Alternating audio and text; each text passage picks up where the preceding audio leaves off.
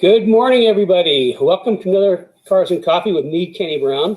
And if you're a car guy that wants to learn more about cars and performance, you're in the right spot, because over the next hour or so, I'm going to talk a little tech, answer your questions, all based off of my 40 plus years of professional motorsports and building really great cars. And we've got kind of a really cool lineup today. Based off of a question from last week, we're going to have Ben O'Connor as a special guest from Impact Racing, talking about helmets and head restraints. For the memorabilia, where M69 is on the docket for today. We had somebody asking about M69 last week, and we thought, well, that's one of my coolest cars I ever built. So why don't we give that a little bit of feature today? And then also we've got we're going to a little tech on JRZs and a little bit different spin on the JRZs today. And then, of course, answer your questions. And we have a lot of questions from the Speed Therapy Society. That's where the questions come from for Saturday mornings, and that's sort of how I shape what I'm going to talk about. And if you're not a member of Speed Therapy Society, please join. It's a great group. We're going to be doing more and more as time goes on with that. But the next big thing is the big reveal of my new suspension is going to happen just to the Speed Therapy Society people and not the general public. And we'll have, that's going to be later in February. And I think next week, Carrie said registration will be open. It'll be a special closed event, and it'll be on Zoom, not Facebook. So it'll be more like a, kind of a more of an intimate type thing. So join the society, send me in your questions. Of course, remember, if you got questions today, send them in, and I'll try to answer if I can live. And then also, if you have any questions for Ben when he's on, send questions in for him too. So moving down my little list, I think we're also simulcasting, or tri-casting, I guess we'd say. We're on Facebook Live, YouTube Live, and then also Impact Racing's Facebook page. So it's kind of like a triple header today. And also welcome to all the Impact Racing folks out there. We're glad you can join us. We love Impact, so and we'll talk about that more. The artwork today is something that's kind of super extra special. We had a good friend that we hadn't seen in a long time, also one of our trusted advisors over the year, drop by one morning and bring back a piece of artwork that's very special. After I got sick, he's been keeping it kind of safe for us. And, he's in and out of town so much, like we hadn't seen him for a long time, and he dropped this off. And this is what it is. Now, let me try to explain. For anybody that's been to Indianapolis, Union Jack's pub is kind of was the place. Back in the 90s when we got here, that was the absolute the place to go. And it was, it's kind of like what's called the wind tunnel. Some race team managers would not let their mechanics go to Union Jacks because it, quote, the wind tunnel. Everybody start chatting back and forth and give away secrets. Anyway, there was a guy that had been kind of a fixture there, Ron Burton, who's an incredible artist. In fact, the whole Union Jacks pub had just a bunch of his artwork along with his helmet collection, which was extensive. Anyway, long story short, Kerry went to Ron in '96 and commissioned this painting. And it's called Kenny's Wild Horses. It's in acrylic, and it's hard to see. It was actually 1, 2, 3, 4, 5, 6 of my Mustangs in there. And those are all Mustangs that were in the media at one point in time. So that's kind of a special piece. It's me, it's irreplaceable. So yeah, Kenny's Wild Horses by Ron Burton. It's pretty incredible. He has a very unique style of painting. That's I don't think unmatched by anybody. Will you let the Impact people know that Ben will be on about 10 or quarter? For the people on Impact, yeah, Ben will be on in just a little bit. We need to get through our normal housekeeping stuff and some questions, and the questions lead into Ben. So moving right along, the share thing. If you like what we're going to be talking about, please share it with your friends. There's a little button up there that you can click on the button and just invite all your friends to share with it. That's been pretty popular. A lot of people do that. I think it's pretty cool. So let's dive into, I think the first story today is M69. this is absolutely one of the prettiest and by far the most expensive car that I've ever built. And this was a concept I did for the SEMA show in 2005. And the story behind it is, I know I was at that time, I was back and forth in Detroit quite a bit, knew a lot of people up there. And there was this one group of folks I knew that were trying to, put a 69 body panels, steel body panels onto a 05 Cobra or 05 Mustang. And I thought, that's pretty cool, but for me, I got to get big tires. So we ended up doing a project. It was like 6-8 months, seemed like it took forever, where we created a wide body 69 version of the 05 Mustang. And what made it so unique and incredibly expensive is that it actually started in clay. The body stuff was done in clay, and then the clay was put onto, the whole clay, fiberglass, that whole thing, and then the final sculpting was actually done on the car. You're making me dizzy. I just wanted to preview. So, I mean, it's, and also what we did, we introduced our, the latest Gen 4 AGS 4.0 suspension was on that car in 2005 at SEMA. But I mean, the bodywork, got all the attention. And, back then we had like, really wide tires. 18-inch was like the big deal back then. Of course, this is about 15 years ago.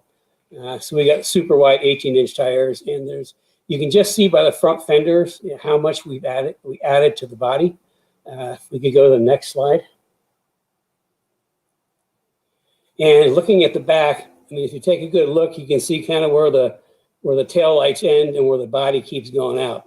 And this was done. The guys that did this were amazing, extremely talented. But get up to Detroit and get all these concept car building people, and they're really good at what they do. But it was, I can just say, it was stupid expensive. But my gosh, what a gorgeous looking car! Not only was it gorgeous, it drove. It was amazing to drive. We've had every editor that drove the car was just blown away. In fact, I think Pete Epple got to do an article on it down at VIR, and he said it was just the absolute best driving car he's ever been in. And that was that was the beginning of our Gen 4 AGS 4.0. And anybody that's got rear grip kit, front grip kit in their car know what I'm talking about. Gosh, you're killing me, Carrie. I'm not in control. I'm not in control. Okay, can we just go slowly through this? So I mean, there's a good shot at the front. Next, please. And I think you can see this kind of demonstrates just how wide the front was. Also, the big air vents we put in. And I'm always talking about getting air out of the hood to help front downforce. Well, by putting this in right behind the flares, what that does is there's high pressure builds up in the very front of the tire, rotating tire, and that helps bleed off the pressure that builds up in the wheel well. Okay, let's go to the next one. And in the engine, we really didn't do a lot to that. We did headers, cold air. We did a tune. I think we were at like 385. Is that right? No, what did they come with? Gosh, 300 horsepower, yeah. So we got up to like 380, 385. However, it was a friend of mine bought it a number of years back and has been looking after it very lovingly. And they went ahead and did a little engine work, added an extra 100 horsepower. Thing is just really a little rocket ship now. And the other little thing I might mention is this car is, my friend that has it is out of space. And we hear that a lot. So the car is for sale again. I just can't tell you how beautiful this car is in person. And there's the dash. It's a serialized Kenny Brown car. It was originally called the GT4 CSR 69. Well, we always kind of nicknames our cars. And that was too long, so our nickname for it is just M69. The plaque under the hood. It's a gorgeous car. And there's just, he went too fast. That's just a smattering of it's been in a lot of magazines. That's just a smattering of the magazine articles. But boy, like I say, if you know anybody that might be interested in a real piece of automotive history and a significant part of my history. The M69, I can tell you that what it costs to build, you add at least 6 zeros and then some. Because when you start doing, body, starting out of clay and having like 3 or 4 guys sculpting the clay, then going to fiberglass and putting that on the car and doing the final sculpting on the car, it was pretty extensive. Now, the plan was to actually take that to market, but unfortunately, that was at the end of 05, and that's when I had some serious health issues and had to sort of drop out for a while. And the car just sat. I mean, it sat, and then we brought it back and tuned it up, and then Michael really liked the car, and so we kind of sold it to him to take care of, and he's out of space. So yeah, share this with some of your friends if you think they might want a real piece of American automotive history and one of the most beautiful Mustangs you will ever cast your eyes on. No matter wherever we went with it, at like car shows and anything, it is a total camera magnet. I mean, I can't tell you anywhere we go how many people take pictures of that car. That tells you something special when they're a camera magnet and people drive or walk past other cars just to look at this one. So I think I probably rattled on enough about M69, but it's an amazing car with an amazing history. So, and like I say, it was a concept that was supposed to go to market, but unfortunately, that whole stupid health thing just got in the way. And it, like a number of my projects went on the shelf, like my rear suspension went on the shelf back then, that we're going to talk about. I'm going to sign up for it in Speed Therapy Society. Next week, the registration will be open, and then towards the end of February, we'll have a reveal, probably on a Thursday evening. So I know ahead of time. The reveal party. The Speed Therapy Academy alumni people have already seen it. In fact, most of them bought one. They just seen the prototype. Well, what I'll introduce you to is the rear production pieces, and I can tell you that the shift from prototypes to production is it's a big step, and this is a pretty complex piece. It's pretty cool. What it does is totally amazing. So if you're just joining us, I got that without you telling me. If you're just joining us, I'm Kenny Brown. This is Cars and Coffee, and we're talking tech, answering questions, and just being kind of all-around car guys. And if you see the little share button, share that. Send some thumbs up in the air, a little love. We like all that. And think it on you have to put thumbs up on the. Yeah, just right above where they're looking. Right above where you're looking is where the thumbs up go. Yeah. So here we go. Yeah, I already knew that, Carrie. Okay. It gives me pause. I keep telling people that she writes left-handed and I have right-handed eyes, so it takes me a while to adjust. And we got to get to our questions. Okay. Well, one of my questions is why Ben's here. Okay. Well, go ahead. Go ahead with your question. I'll zip through the questions. Herschler has a question on coil-over setup that I'll talk about a little later with JRZs. Wendy said she had found something about pressure caps for late model cars. We'd like to know more about that. It's a wheel, moving up to 18-inch wheels, 18 by 9, 18 by 10. He wants to know what the best tire size to have minimum difference in speedometer reading. Well, it's hard to tell unless we know what the diameter is of the tires you have now. But there's an easy way to do it. Going to tire rack, and you look up a tire. I'll give you an example. Like what we ran a lot of on the 10-inch 18 by 10 on SN95s was a 285/35. That's like a 25.9-inch tall tire. That's pretty close. That's a little shorter than OE. But a 285/40, if you can find them, like 27-inch tall tire. So you need to look up the size of your tire under the specs part and what the diameter is, and then look at your options on the 18s and try to come as close as you can. Let's see. Now, Jay, this is another tire question. What do I recommend for street tires that are trackable? I'm looking for something to replace Sport Cup 2s on my 19 GT350, something with a little more tread life. There's always a compromise between grip and tread life. Sport Cup 2s are a really grippy tire, but like they're not the most long-lived tire. I've got a couple suggestions, and it just kind of all depends. The interesting thing is the Sport Cup 2 has a tread wear rating of 180, which is pretty low, but on we use a lot of Pirellis. We also use Michelin, but we use a lot of Pirellis, and the tread rating on the P0 Corsa is a 60. And I know, to me, that lasts longer than the 180 on the Sport Cup 2s. The other weird thing is the Pirelli Trofeo Rs also have a tread rating of 60, and I can tell you that the Corsas outlast the Trofeos like 2 to 1. So I mean that the Trofeo, the Pirelli Corsas might be something to try. I mean, it's a true track tire. I mean, you don't give up very much grip off of the Sport Cup 2s with the Corsas, and they have some tread, so it's like a street track. It's a track street tire. Let's call it that. If you're looking for a pure street tire, what we use the most of is the Michelin Pilot S4. Really good tire, but again, that's got a tread rating of 300. It's going to work on the street. It's going to work on the track. But the level of grip is going to be significantly less than on the Sport Cup 2s. So it's kind of like you just, you have to do, weigh your a friend told me a long time ago that life is a series of compromises.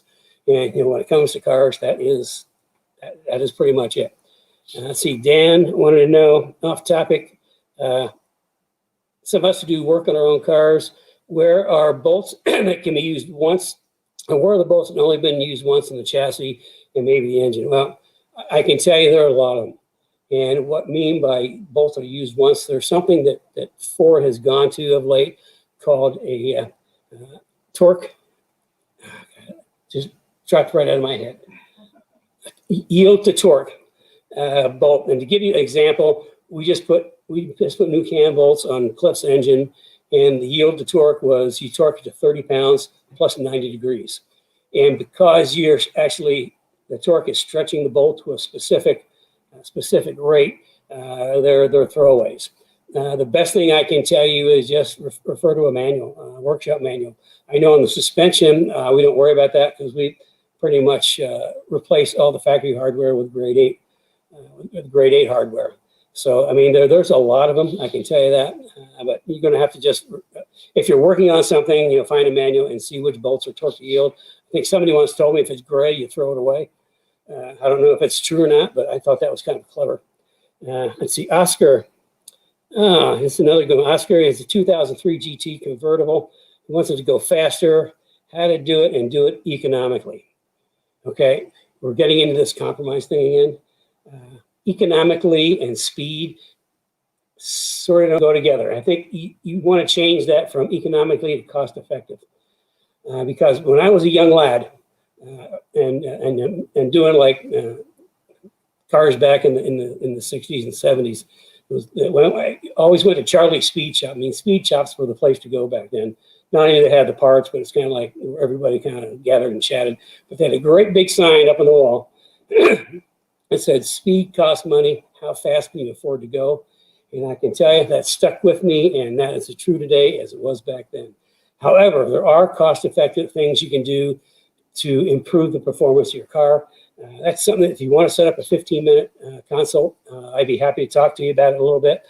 But remember, for me, it's going to be chassis, suspension, wheels, tires, brakes are the first thing to do before you start adding power, because just doing that little bit to the car just makes a huge difference.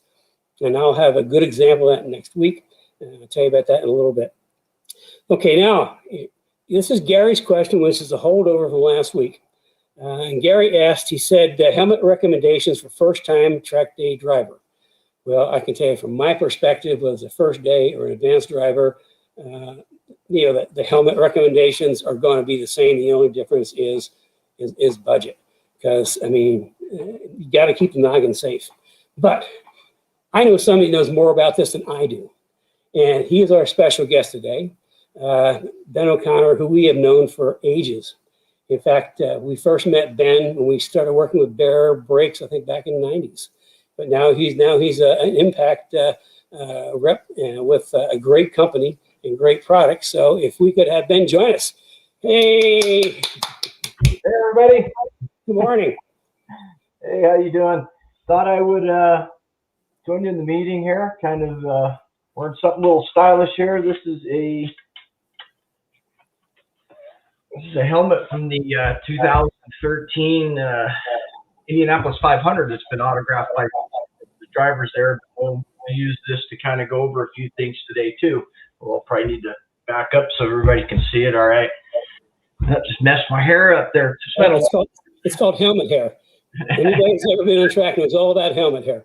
There we go. So there's your first helmet lesson of the day, or issue helmet. How to prevent helmet hair? No, Can't. It's impossible.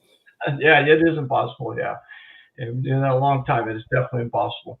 The only trick to helmet hair is as soon as you get out of the car, your head's sweaty. Just comb it real quick. Yeah, absolutely, absolutely. So, put my glasses back on here so I can see it. All right. So I believe the intro or the question at hand or task at hand here was maybe some tips on buying a first helmet, right? So Kenny did encapsulated it pretty well. I mean, that's really the main keys of it is, you know, you want to buy. I always said you want to buy as much helmet as you can afford. There are differences in higher end helmets, lower end helmets. However, like most things, there is a cost diminishing returns, right? You're going to get that 80% for that first initial expense, and then everything after that, right? You're getting that extra 20%.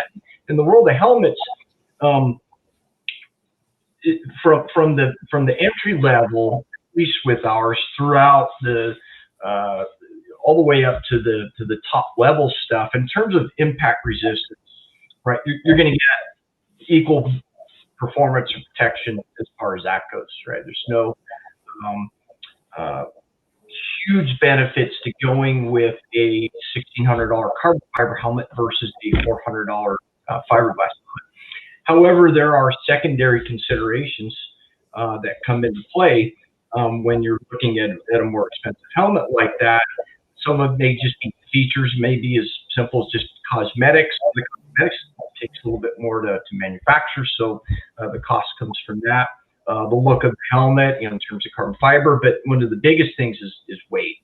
And like anything else related to the automotive world and performance, I used to have a saying where I used to work in the sprint car world. I think it costs a lot to build horsepower, try to make something light, right? And that holds true with helmets as much as anything else.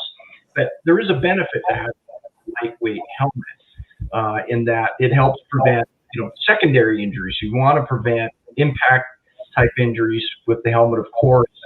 Everybody understands that. But a lot of injuries in an event are also caused by head whippage, you know, when your head's moving around. And you know, the heavier the helmet, the more likelihood you are to maybe get an injury that way, a neck injury, or even a basilar injury where the neck enters the back of the skull there. This is why FHRs were developed and to help prevent those types of injuries. But you know, they can't prevent every motion. You know, they do a really good job of preventing that frontal movement. So it comes from FHR, frontal head restraint, but not as good off axis. They're pretty good off to maybe 45 degrees or so. But when you start getting 90 degrees, there's not a lot of protection to really keep your head from moving around. This is why you've seen the advent of like halo style seats and driver's net, things like that, to help prevent that motion as well. So, you know, having a lighter weight helmet slows that velocity down, helps prevent that, but it also helps prevent or slows or reduces the impact when you do hit something. Obviously, if it's lighter, you're not moving as fast. The impact, if you do hit the roll bar padding or whatever that is going to be at a lower velocity as well. So that's one of the things. But one of the things you want to look at is the fitment of the helmet. Obviously, you want to make sure that the helmet fits correctly, and really the primary importance is around the crown of your head, right? You want to make sure the helmet fits really well there. And Kenny, I don't know if you're okay with me going to helmet fitment. I don't know if that was the scope of what you wanted to discuss, or if you had. Oh, sure. I mean, and it's, I also want you to talk about Snell 20, because I know that's out. Yeah. Which reminds me, I got to get a new helmet this year too. Yeah. Okay. So yeah, we want to fit the crown of the head, right? That's the most important thing. And one of the tests that people will do is you can put the helmet on, and you should be able to get your thumb up in there. But just a little bit, just about maybe to the first knuckle. If you can stick your knuckle up in there, then it's definitely too loose. If you can't get it up in there, it's probably too tight. Or if it hurts, if it's to the point of pain, then obviously it's too tight. Now, keeping that in mind, you want the helmet tight. Tighter is better than looser, and that also helps prevent concussions, in the sense that we're trying to eliminate in any event, there's a series of impacts that happen when the helmet comes in contact with anything, right? Because the helmet shell stops, your skull continues to move inside the helmet till it makes contact with the liner of the helmet, and then your brain inside the skull then also continues to move. So you have this multiple impact event that happens whenever you have something. So if you have a tight helmet, you can at least reduce one of those motions, that secondary one where the skull moves inside the helmet. You can greatly reduce that one. And anytime you do that, you're reducing, without getting too technical, harmonics and the motion, right? So that's real important. So you want to do that. And with our helmets too, getting back to the fitment, get this right, and then we have adjustable, or not adjustable, but different size cheek pads you can use to customize that fit around the jaws and ears. So if you get a helmet that feels really good here, but it's really tight on the ears or the jaws, we can do a thinner cheek pad. Likewise, if it's really good here and you've got a lot of space there, we have thicker cheek pads to help tune up that fitment. One of the things we'll get into Snell here real quick. We get a lot of questions, but there's a lot of mystery regarding Snell and what it is. And I'm going to briefly go over the Snell program first and what the objective is in doing that. And I don't work for Snell, so I'm not going to get into anything in depth. If you want to, Snell has a lot of information on their website. I encourage people to go there and do some research there. You'll really learn a lot about what goes into the process and what they look for, the different criteria. But the idea being is every 5 years, Snell changes the criteria for the helmets to meet.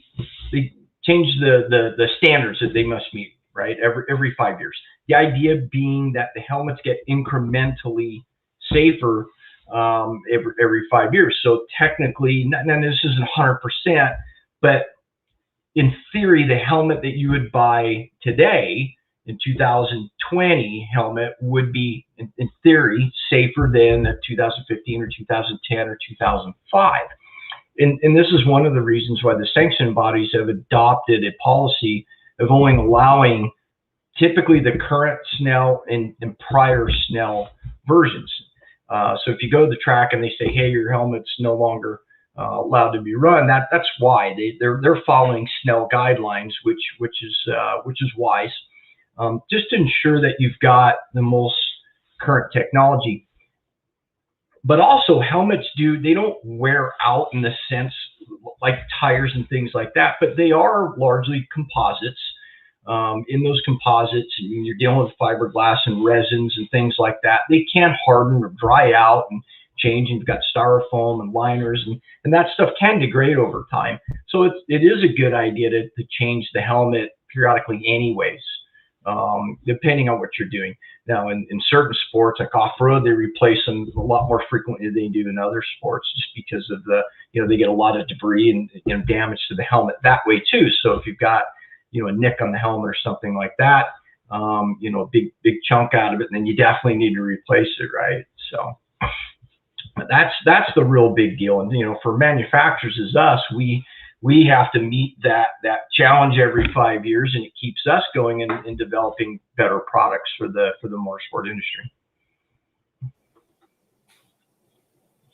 I think I'm muted. I am. Oh, I'm unmuted. Yeah. Get this is as bad as Zoom. You're always in a Zoom meeting and you call on somebody and you're going, Yeah. Carrie said she muted me because you hear me slurping my coffee. This is Cars and Coffee. Amen.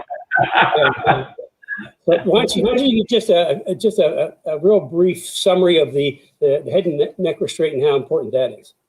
Yeah, so right, we touched on that a little bit, right, as a means to prevent some of those neck type injuries, or what really, to get more specific, it's a basilar skull fracture, and that is the base of your skull, the back, that's your basilar, and that's the point where your spine meets the bottom of your skull. That's the injury that killed Dale Earnhardt, and that's probably the most notable instance of someone dying from that type of injury in motorsports, and was also the catalyst which drove the whole movement for FHRs to be used in motorsports here in the States. They'd already been doing it in Europe a little bit, right? It's already gained some traction over there. But that really highlighted the importance of preventing these types of injuries. It is, like a helmet, I shouldn't say next, like a helmet and like restraints, is probably say, as many lives or more lives than anything else out there. I mean, the technology absolutely works. It's very simple, and I'll go over that real briefly. What happens in FHR, and I'm sorry I don't have one here today, the device sits on your shoulders. The restraints go over the top of it. There are tethers that fasten your helmet. Now, any helmet you buy, SA 2015 or 2020 or 2015 or newer, has the anchor points built into the helmet. That is a requirement for SA 2015 and forward. So you would have these anchors on your helmet that the tethers would clip into. Now, in an event, what happens is that your body moves underneath the restraints. The restraints actually holds the device in place. Your body moves underneath. That takes up that tension in the tethers, and that prevents that forward frontal movement. And by doing that, that's what prevents the basilar injury. Interesting to know that there are different types of devices, and they do it in different ways. The most common one is, everybody knows, the originator of the technology is Hans. And that is like what I just described. There are other devices on the market. Some of them strap on to you. They can have some effective, they are effective. Many would argue they're not as effective. And they limit motion, and they restrict your movement somewhat, because they don't stay with the restraints, because they move with the body. The tethers have to be pretty short to prevent that type of injury. So you lose some mobility and motion and looking around, and some mobility. So for that reason, you see a lot of people choose to go that other way. So that's just a brief description of how those work. Okay, cool. Well, I think getting back to the original question, what does Impact have as, let's say, a good first helmet? Looking from a budget standpoint, somebody's just getting into, but they want the quality of a helmet, but they don't want to pay $1,500 for carbon fiber. I know you've got a real good one, because I think we've got it on our website. Yeah. So one of the most popular helmets we sell, and a little bit of price point, but it doesn't shortchange how much, is our 1320. It's a simpler design. It's fairly clean looking, doesn't have a lot of bumps and bells and whistles and stuff like that, but it is vented. It has a larger eye port, so it's got really good visibility. It is a fiberglass design. We do build it right in Indianapolis. We are a U.S. manufacturer, one of the few. I don't know, I think we may be the only helmet manufacturer that can make that claim right now, in terms of making 95% of our helmets here right here in the States, let alone in Indianapolis. Same interior, same liner, the styrofoam, if you will, for layman's term, as the $1,600 carbon fiber helmet. So again, you're not shortchanging yourself on that impact resistance, that element of the safety aspect of the helmet. You're not shortchanging yourself in terms of visibility. We use the same shield is the expensive helmets.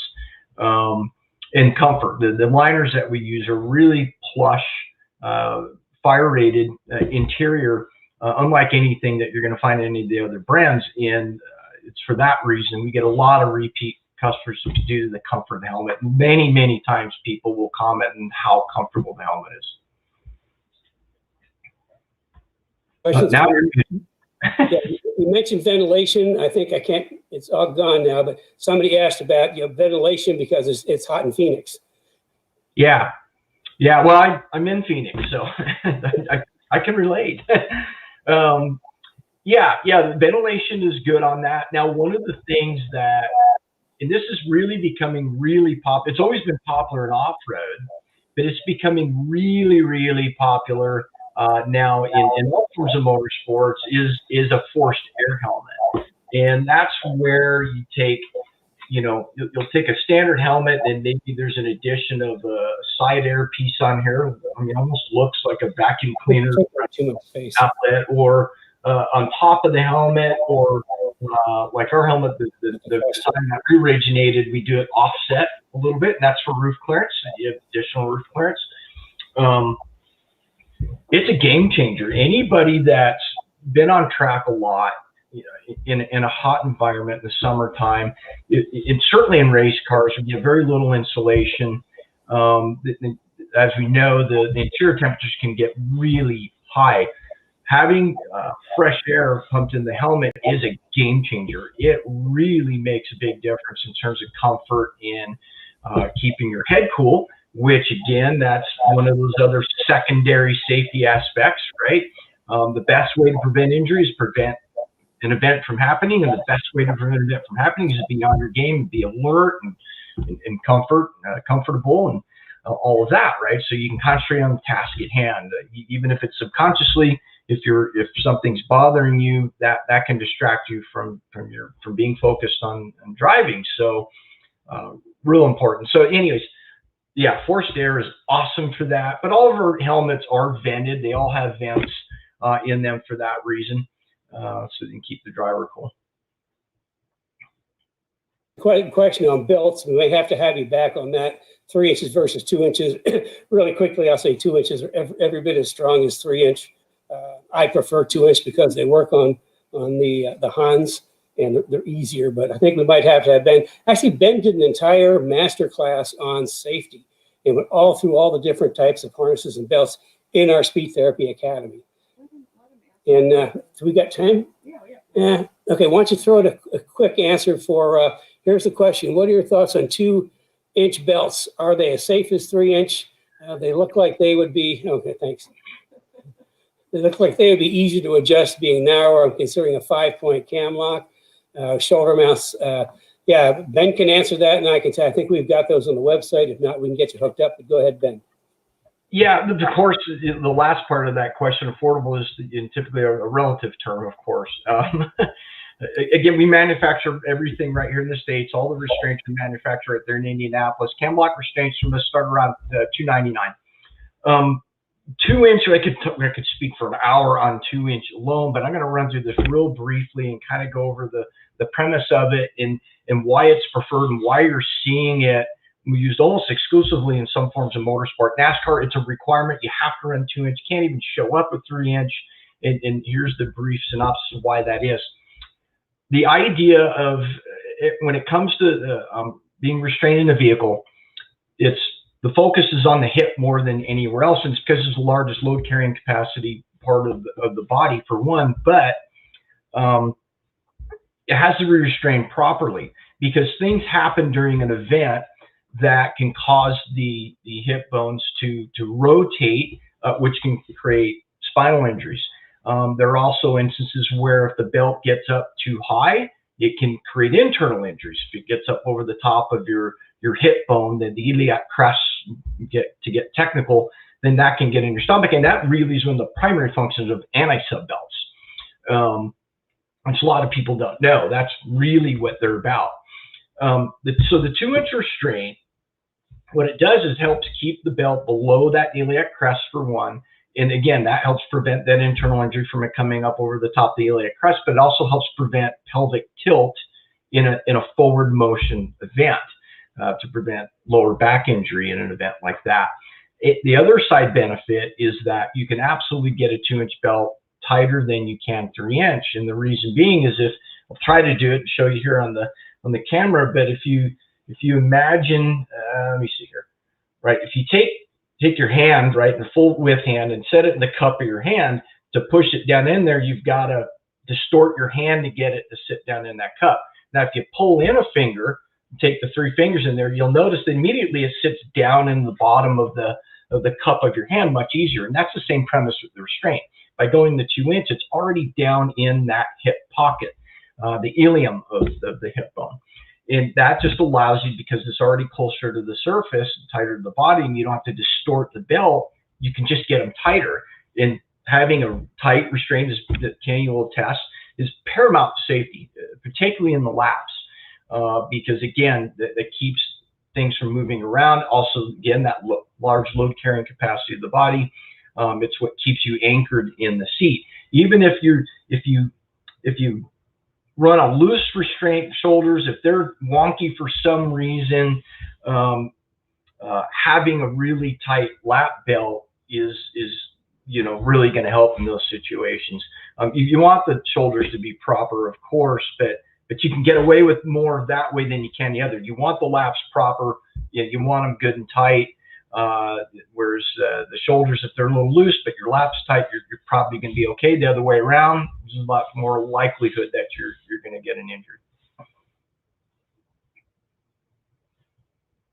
Can't hear you, Kenny.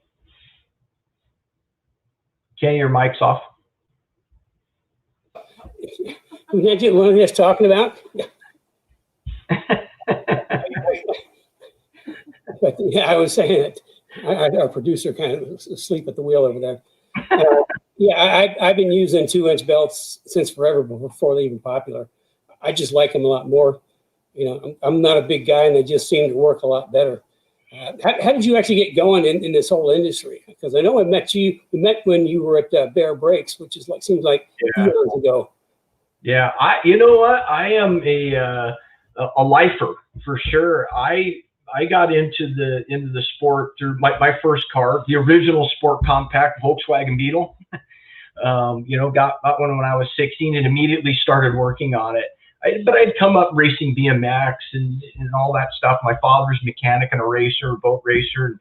So I'd always been around that stuff and working, tinkering on stuff my whole life. So for me, that was a likely path. And I had friends that also met in high school that were into that stuff. My first job was at a really large mail order Volkswagen outfit back there. I'm going to date myself, in the early 80s. They're Station 1. Some of you may recognize the name.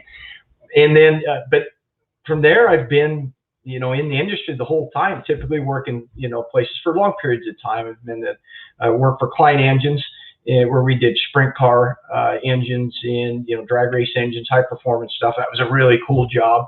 I was engine sales and designer. I actually got to design a lot of the engines there for things outside the sprint car world, drag racing, things like that. So that was really cool. I got a really strong technical background, knowledge of the internal combustion engine, and I get in all kinds of crazy stuff and rod angles and, cylinder flow rates and all that stuff and how it all correlates to each other. And then from there, I went to Bear Brakes, and so I spent 11 years. So, a strong technical background in the braking systems as well. I can explain exactly what head film transfer is, and warp rotors, that phenomenon. I can explain that to you and all how that stuff works too. So it's, for me, really was a way to use my my quest for knowledge, technical knowledge, and tinkering and things like that. So I've done some motocross over the years, competition side of things, and of course, working on those as well. So, but yeah, that's a lengthy answer to your question, but that's how I got involved in the industry. Well, that's awesome. I think, like I say, Ben was one of our did a master class in the. I was you again, wasn't I? No, you weren't. Oh, okay. Ben was one of our special guests in the master class for the Speed Therapy Academy, and I can tell you he spent maybe 35, 40 minutes talking about safety stuff, and that wasn't even enough. We'll have in the next academy. I'm sure he's going to be back as one of our master class special guests. And I think we need to probably keep moving along. So, what?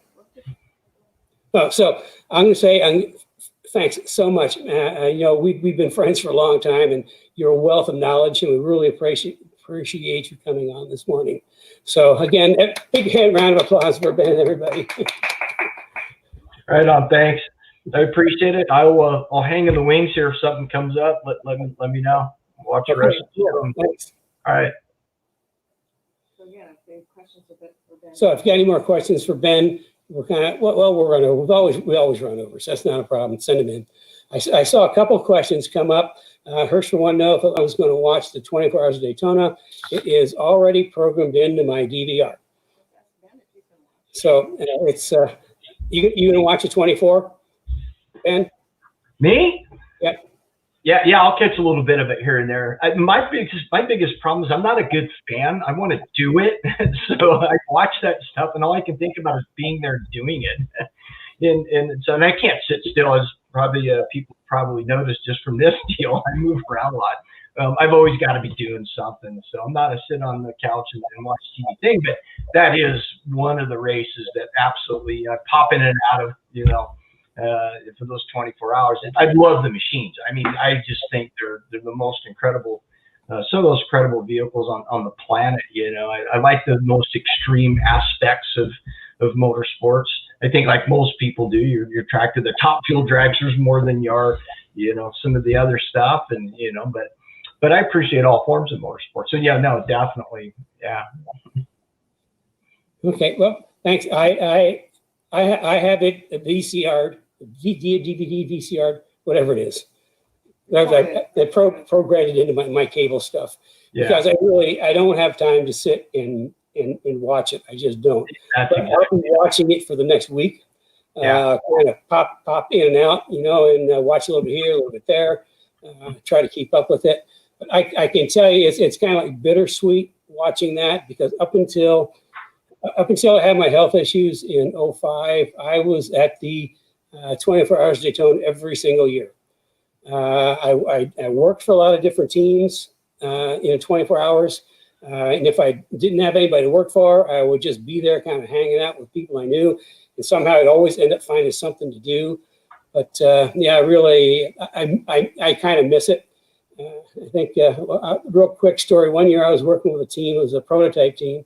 And Kerry went down with me, and I said, look, these guys aren't really good. I mean, they're okay, but they're not really super good. And I think we might be at Carrabba's having dinner about 11 o'clock at night. Well, I made a couple of really good mechanical calls during the night, and the car ran all the way up to, I think, the 20th hour, maybe 19th or 20th hour, and then the car broke. So, but yeah. Yeah, so we didn't get our dinner at Carrabba's, because there's a really good Carrabba's right there in Daytona. So, okay, thanks, Ben. And I saw somebody asked a question about the new rear suspension. If you weren't with us earlier, yes, we're getting very close. Like I said, I wanted to introduce you guys to a real production piece, and building production pieces versus prototypes is a whole different deal. And we want to have some other things to go with that.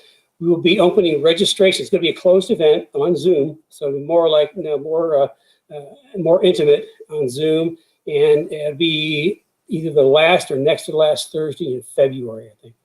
We'll have more information on that coming up, but registration will open next week, and you will have to register because it will be a closed event. It's strictly for Speed Therapy Society people. We introduced it to the Speed Therapy Academy folks earlier on. They got the first look. They saw the prototypes, and I can tell you, the first production lot is 10, and we already sold that out. I mean, that was like boom, it's gone.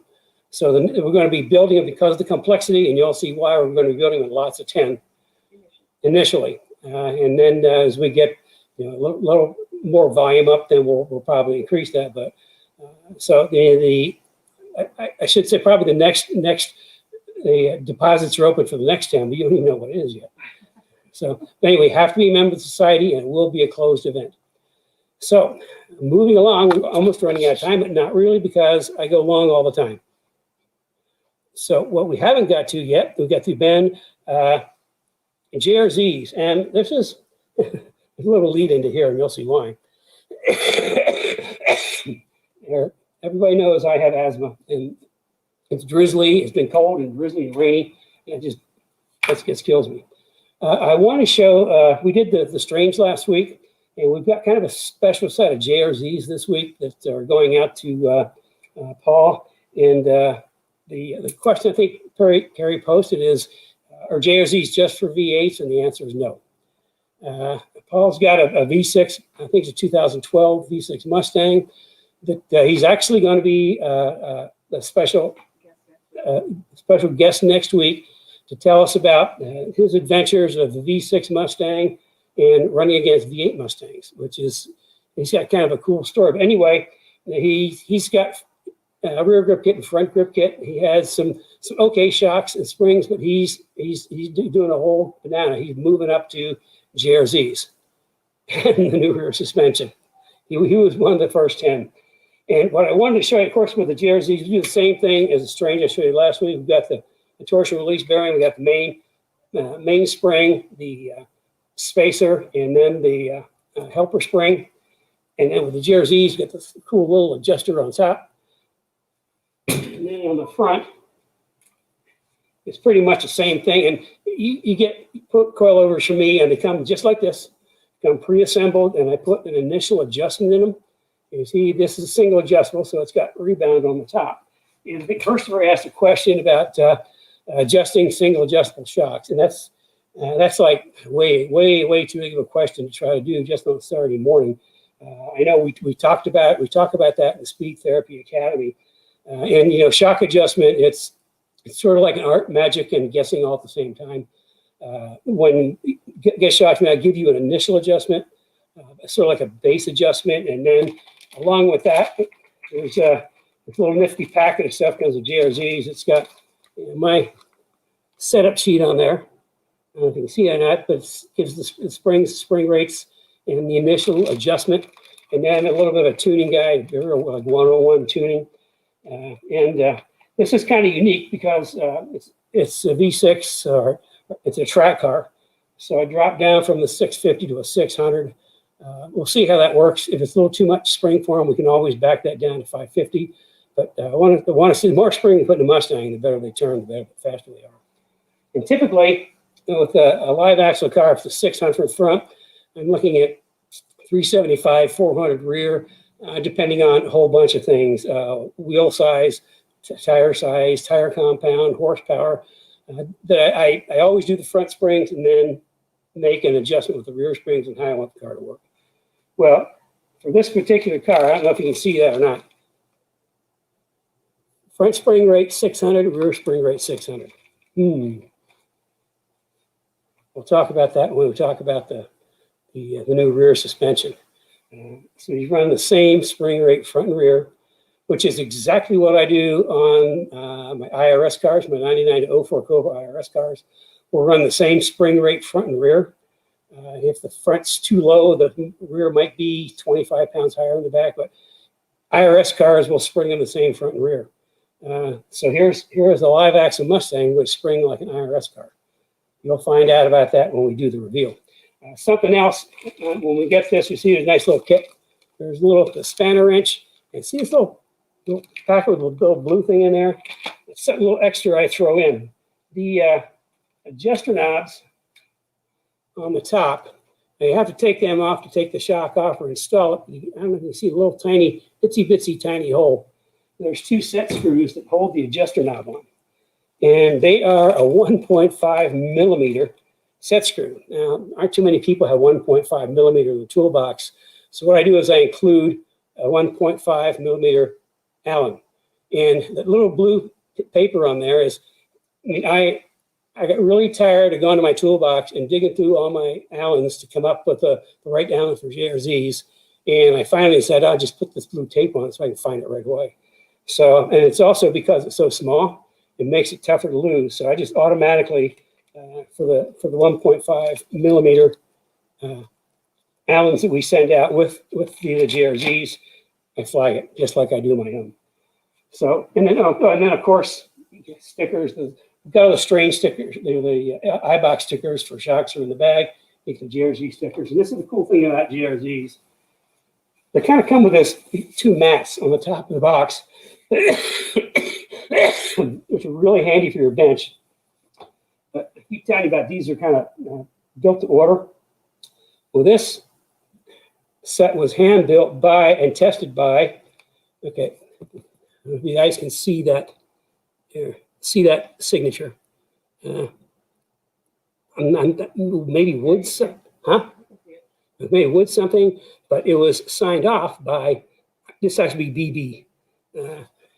So every set of shocks is hand built to order and tested and then signed off, which make them, you know, they're a really premium shock. Speed Therapy Academy, April is the next one. I know we had a lot of people that really want us to delay it a little bit. It'll be better with their schedule, so we're doing that. Also, it gives us a little more time to prepare because we got a lot of things to do. We're trying to get this new rear suspension launched, and it's taking a lot.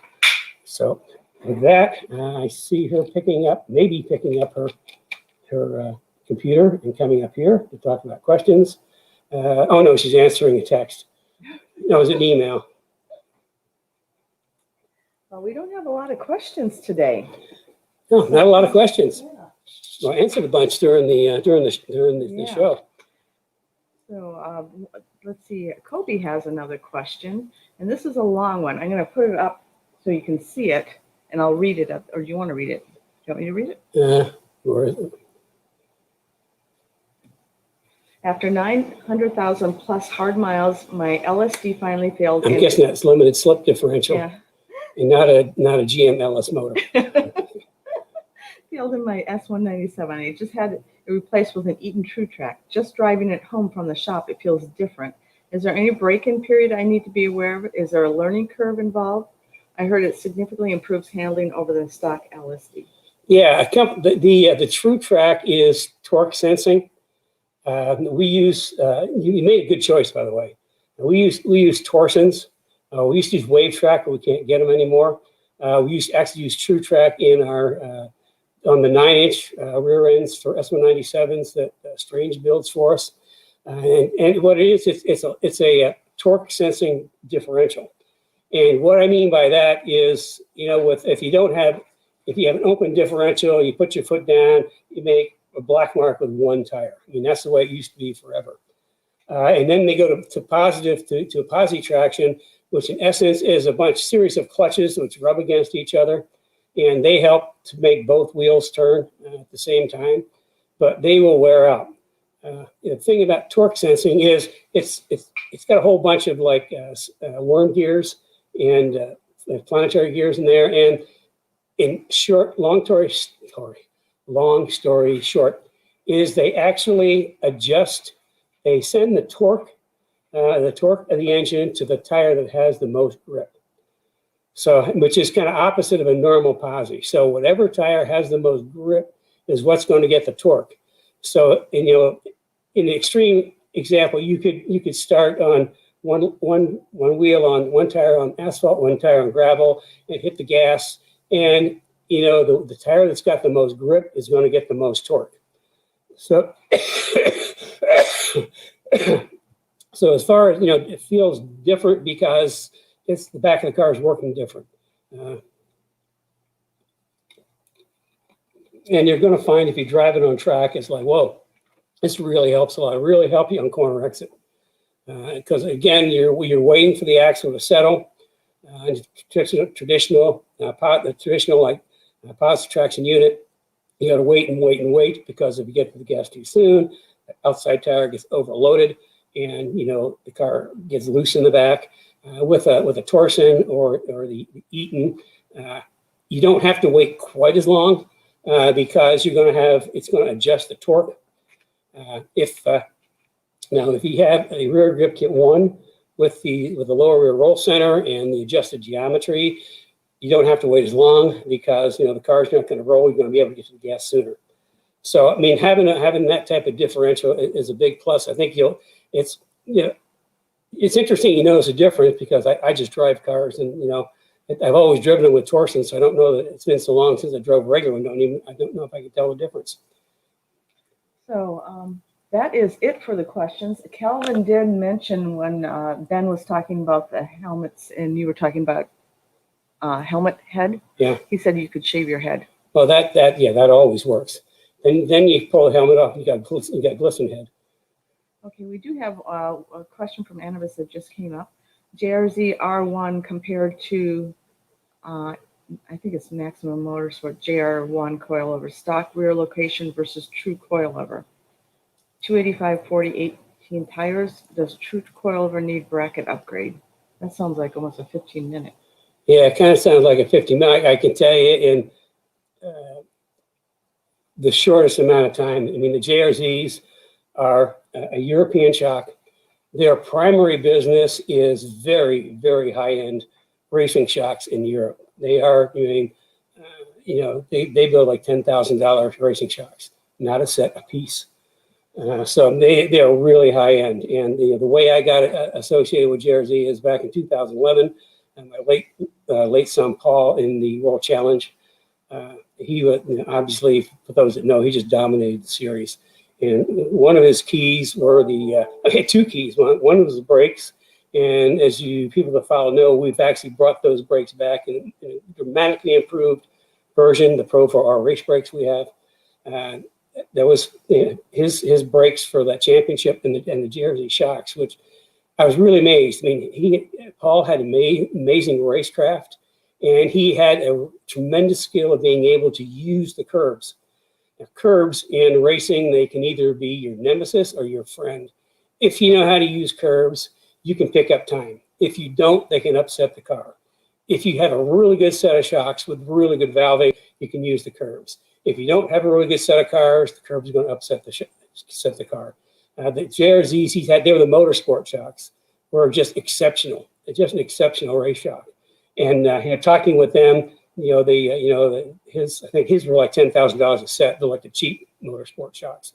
But that was too much for our people. So, I mean, JRZ went to work and they came out with the RS line.